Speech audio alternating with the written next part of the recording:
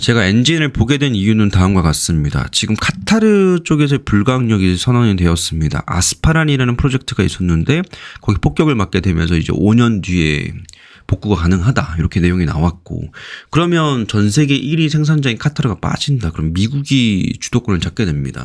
미국이 트레이딩 규모로는 원래 1등인데 생산 규모는 2등이란 말이죠. 근데 카타르가 빠지게 되니까 전 세계 이 주도권 자체를 미국이 꽉 잡게 돼요. 그러면 물동량 자체가 많아질 거고 거리 자체도 길어지게 됩니다. 액화 저장 시스템 자체도 더 많은 수요를 받게 될 것이고, 기존에 있는 배로는 부족하지 않을까라는 게 저의 생각이었어요. 그래서 찾아봤던 게 전체 운행 중인 선박이 몇 개가 있을 것이며 그 중에서도 신규로 건조되고 있는 게 몇 개인가. 그러니까 앞으로 얼마나 더 추가적인 배가 필요할 것인가가 저의 엔진 투자의 시작점이었는데 그보다 뭐가 더 많더라고요. 노후화되어 있는 엔진들도 많고 그거에 대한 교체 수요가 발생했을 때 하나 엔진과 현대 마린 엔진 같은 경우에는 여기 직접 수혜를 볼 수 있다라는 게 저의 기본적인 생각이었습니다. 그래서 내용을 좀 정리를 하다 보면 몇 가지 생각했던 그대로 나오는 것도 있는데 제가 생각했던 것과는 좀 다른 양상으로 펼쳐지는 내용들도 분명히 있습니다.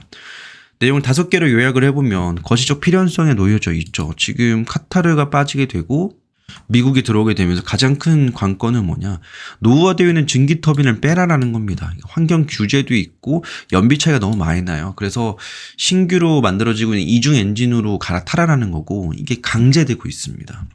실제 새로 만들어지고 있는 배에는 다 이중 연료 엔진으로 갈아타고 있다는 거고, 재밌는 거, 양산 능력이나 실제 제조 능력은 우리나라 하나 엔진과 HD 현대가 압도적으로 좋습니다. 근데 이 설계도 있죠. 설계도 같은 경우에는 독일과 스위스가 독점하고 있습니다. 그러니까 레시피는 독일과 스위스가 가지고 있어요. 근데 이거를 어떻게 잘 요리해서 만드는지 이 안성재는 한국에 있다라는 거죠. 레시피가 중요하냐 셰프가 중요하냐라고 했을 때 우리나라는 셰프가 있는 거고 얘네는 그냥 레시피만 있는 겁니다. 이게 왜 이렇게 되어 있는지도 알 필요가 있고요. 요것 때문에 우리나라의 영업이익률 15% 정도로 제한이 되고 있습니다. 왜냐? 라이센스를 내야 되기 때문에 얘네한테 라이센스 내고 로열티를 지급해야 되기 때문에 영업이익률이 설계도를 완전히 가지고 있는 상태가 아니기 때문에 15% 정도 됩니다. 요게 되게 중요해요. 왜 그러면 바보도 아니고 아니 제작할 수 있는데 왜 설계도 직접 안 만들어요? 제가 이게 궁금했거든요. 아니 설계 직접 하면 되잖아. 우리나라에 반도체도 이렇게 잘하고 다 잘하는데 조선도 전 세계에서 먹어주는데 왜 설계를 직접 안 할까? 미리 핵심부터 말씀드리면 이러한 설계를 가지고 있는 것과 라이선스를 가지고 있는 것 자체가 리스크입니다. 만약에 어떤 큰 문제가 발생됐을 때 배가 4, 5천억 정도 하는데 그거 사고 나게 되면 엔진 결함이다 라고 하는 순간 얘네가 책임을 지는 건데 하나 엔진과 HD 현대 같은 경우는 그러한 것들로부터 좀 자유롭다라는 겁니다. 후판 리스크도 적어요. 배 같은 경우에 한번 지어지게 되면 뭐 1, 2년 만에 짓는 게 아니죠. 5년에서 10년 긴 프로젝트입니다. 그러면 이 기간 동안에 원자재 가격이 변하게 되는데 이 원자재 가격 변동에 따라서 엄청 크게 리스크가 발생이 됩니다. 심지어 배 짓는 거를 중단해야 될 수 있을 정도로 원자재 가격이 올라간 적도 있어요. 러우 전쟁 때. 근데 엔진 사업 자체는 이렇게 리스크가 적기 때문에 고단가 물량만 흡수가 된다면 충분히 높은 이익률을 가져갈 만하다. 15% 결코 작은 게 아닙니다. 자, 그 다음에 그러면 지금 요 증기 터빈 시장에서 이중 엔진으로 넘어온 다음에 그 다음에 뭐가 있는가? 지금 메탄올로 넘어오고 있고요. 그 다음에가 암모니아입니다. 요거 되는 순간부터 제로 에미션이에요. 탄소 배출 제로에 수렴할 수가 있습니다. 근데 이 암모니아 같은 거 나중에 얘기 드리겠지만 꿈의 기술입니다. 그러니까 배터리로 따지면 약간 전고체 배터리와 같은 건데 전고체 배터리보다는 조금 더 실현 가능성이 좀 앞으로 당겨져 있습니다. 얘는 2028년도 30년도쯤 되면 완성이 될 가능성이 높다라는 거고 그거 되면 좀 게임 체인저가 될 것 같습니다. 내용을 좀 처음부터 가져와 보면 지금까지는 요약이었고 현재 운영 중인 LNG선이 몇 개가 되느냐 한 850개 정도 됩니다. 이 중에서 신규 인도 예정인 게 올해만 해도 94척이 있고요. 그리고 수주 잔량이 330척. 이제 앞으로 나오게 될 배가 이만큼 쌓여 있다는 겁니다. 역대 최고치예요. 그 자료를 제가 국제 LNG 수입법 협회랑 리베리아랑 국제 에너지 기구랑 클락슨 리서치 등등 신뢰할 수 있는 기관으로부터 수집을 했으니까 좀 보셔도 되고요. 자료는 이렇게 정리를 좀 해봤습니다. 그 중에서도 미국 에너지기구 IEA의 내용을 기준으로 해서 LNG 용량이 얼마나 되고 있고 신규 배는 얼마나 되고 있고 교체 수요는 얼마나 발생하고 있는지를 봤는데 그 전에 지금 세계가 어떻게 되고 있느냐. 2025년도부터 올해부터 작년부터 올해까지 가장 이 성장성이 높습니다. 그래서 26년도부터 29년도까지가 가장 큰 빅사이클 구간이에요.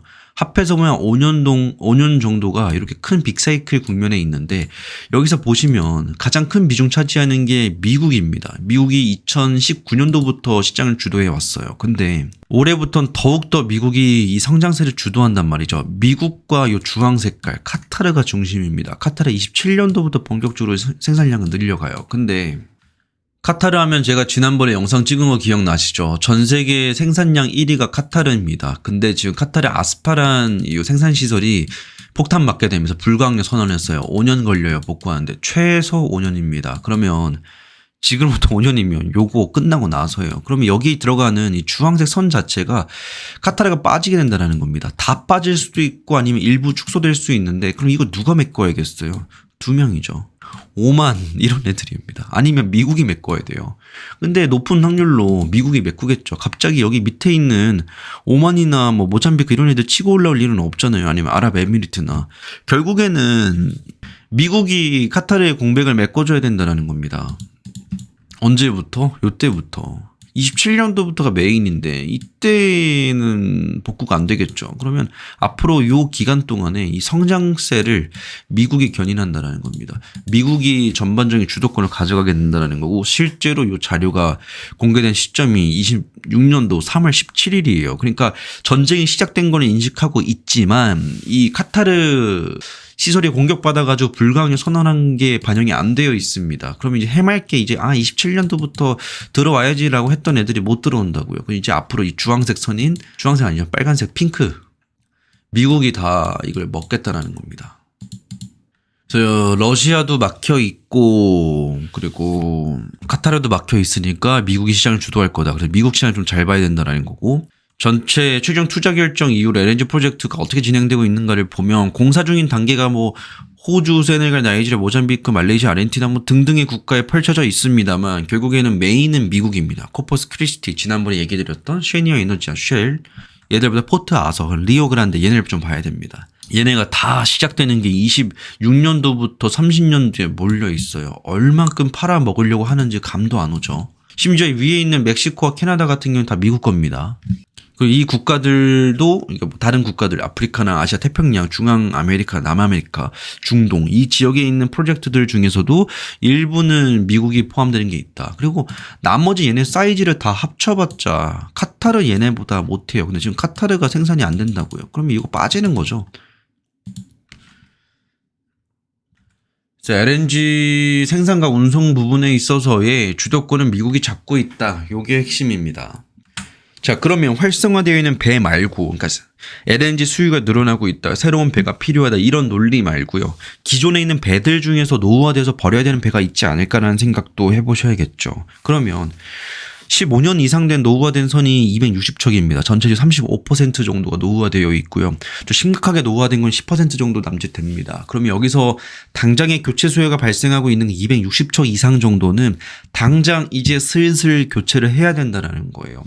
배 자체를 다시 때려 부수든지 아니면 엔진만 바꾸든지 해서 국제해사기구의 환경 규제를 벗어나야 됩니다. 그게 지금 260척 정도가 조만간 영향권 안에 들어옵니다. 그럼 얘네는 노후중기 터빈을 쓸 게 아니라 이제 앞으로 현대식 엔진인 MEGI나 SDF로 갈아타야 된다는 거고, 얘네가 훨씬 더 연료도 덜 먹고 효율적으로 움직이기 때문에 안 바꿀 이유가 없는 겁니다. 새로운 배엔 실제로 다 이 현대식 엔진을 쓰고 있어요.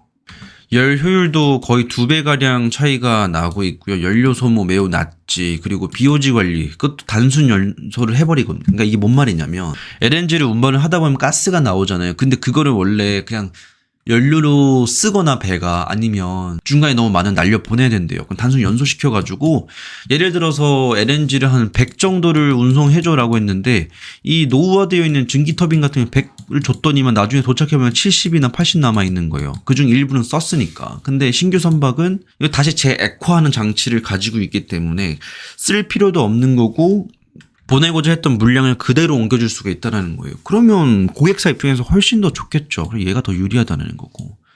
환경 규제 받을 가능성 굉장히 낮다라는 거. 유럽 쪽에서 환경 규제 나오게 되면 이거로부터 회피할 수 있는 유일한 수단은 현대 엔진밖에 없습니다.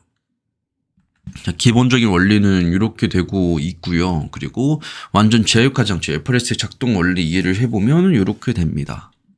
사실 저도 뭐 공학도가 아니다 보니까 이 내용을 보고 뭐 어떻다 저렇다 전문적인 내용을 말씀드리는 건 좀 한계가 있어요. 그냥 효율적이다라고 보시면 될 것 같고요. 관련주로는 하나 엔진, HG, 현대중공업, 엔진, 화인텍, 카본, GTT가 있습니다. 사실 이 부분에 있어서 가장 투자하기 좋은 회사는 GTT이긴 해요. 근데 국내에서는 거래할 수가 없습니다.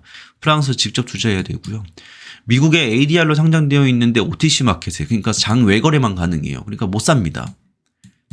유럽 증시 뭐 권한 신청해가지고 GTT 사면 좋은데 얘네가 좋은 이유가 영업이익률 40% 정도 돼요. 압도적인 그 엔진 설계하는 기업인데 왜 우리는 안 할까? 왜 우리나라 기업들은 설계를 안 할까를 보면 그 분업이 되어 있는 겁니다. 그러니까 이 설계까지 만약에 진행을 하게 되면 모든 책임을 져야 되는 거고요. 글로벌 AS 네트워크를 보면 이게 어디에 가나 AS를 받을 수 있게끔 해줘야 돼요, 조선업은. 그러니까 배를 싣고 나르다가 만약에 문제가 있으면 근처 항구에 먼저 대놓고 거기서 수리를 할 수 있는 인프라가 되어 있어야 되는데 이게 되어 있는 거는 맨과 윈GD 같은 이런 글로벌 업체들이 이런 표준 인증 마크를 가지고 있는 업체들이 유리합니다. 당장 현실적으로 하나 엔진이 배를 설계하고 만들 수 있다라고 하더라도 이런 수리 인프라까지 전 세계에 깔아놓을 수가 있나요? 불가능하다라는 거예요. 굳이 그럴 필요도 없고 왜 그래야 돼요? 실제로 반도체도 보면 애플이 설계를 하고 폭스콘과 TSMC가 제조를 하잖아요. 그리고 따로 공장을 갖고 있지 않은 채로 팹리스 기업으로서 AMD 같은 기업들도 엔비디아 같은 기업들도 있는 거고요. 그러니까 이렇게 설계랑 제조를 따로 역량을 구분해서 하는 기업들이 있는 겁니다. 그래서 설계하는 기업들이 돈을 많이 벌어요. 이익률 측면에서는. 근데 결국에는 시장의 주도권을 들고 있는 건 제조 쪽입니다. 그러니까 우리나라는 설계를 할 수는 없지만 그 책임을 굳이 질 필요가 없기 때문에 안 지는 거고 제작에만 힘을 쏟고 있는 겁니다. 단점은 영업이익률이 높아야 15% 정도로 좀 제한이 된다는 게 좀 단점이긴 하죠. 현재 하나 엔진이 영업이익 9.5% 정도고 경쟁사인 LCD 현대중공업 엔진기계 사업부가 15에서 20% 구간 왔으니까 하나 엔진도 여차하면 이 정도까지 들어올 수 있다는 거고 그렇다면 이제 리레이팅이 가능하다는 거죠. 지금 시총보다 2배, 3배는 올라갈 수 있는 룸이 생기는 게 이런 구간에 들어온다는 기대감이 생기면입니다. 근데 기존에는 노후화되어 있는 터빈 엔진 기반으로 매출 수주가 찍혀 있었고 그게 쌓여 있었는데 이제 이중 연료 시장으로 점점 수주 비중이 올라가니까 앞으로 더 높은 이익률을 26년도부터 본격적으로 인식을 합니다. 실제로 그 인식하는 기간들을 보면 24년, 25년도까지는 그 전까지만 하더라도 25년도까지가 저가 물량 완전히 소진하는 구간이었고 그러니까 작년이 엄청 큰 마진이 나온 해는 아니었어요. 근데 올해부터가 중국향 고가 수출, 중국이 직접 못 만들어요. 중국이 배를 만들고자 하는 인력들도 있고 뭐 재료는 있을지 몰라도 그 안에 들어있는 엔진을 직접 제작할 수 있는 능력이 없습니다. 그래서 최신 DF 엔진을 탑재한 배를 만들고자 한다면 하나 엔진한테 발주를 넣어야 돼요. 근데 이거 할 때 엄청나게 많은 돈을 줍니다. 왜냐하면 본인들이 아예 할 수가 없는 거니까. 그래서 하나 오션과 하나 엔진 같은 경우에는 중국향 이 물량들이 영업이익률이 오히려 높습니다. 물량 후려치기가 아니라 오히려 반대로 갑질을 할 수가 있는 구조에 와 있거든요. 얘네에 대한 중국향 고가 수출 물량들이 반영되는 게 올해부터입니다. 이게 한 15%까지는 좀 찍힐 거라고 생각이 되고 있고 기존에는 85% 정도밖에 안 찍혔다면 지금 이제 90% 이상 앞으로는 이런 고가 물량들만 찍히는 구간들이 26년도부터 27년도까지 그 이후로 쭉쭉쭉 유지가 된다라는 겁니다. 구간으로 보면 26년도가 수익성이 더 확대되는 그런 구조적 구간에 와 있다는 거고 저는 이러한 측면에서 하나 엔진이 현재 모아가기 매우 좋은 매수 타점이 아닌가라는 생각에 영상을 제작해봤습니다. 내용 정리는 여기까지입니다.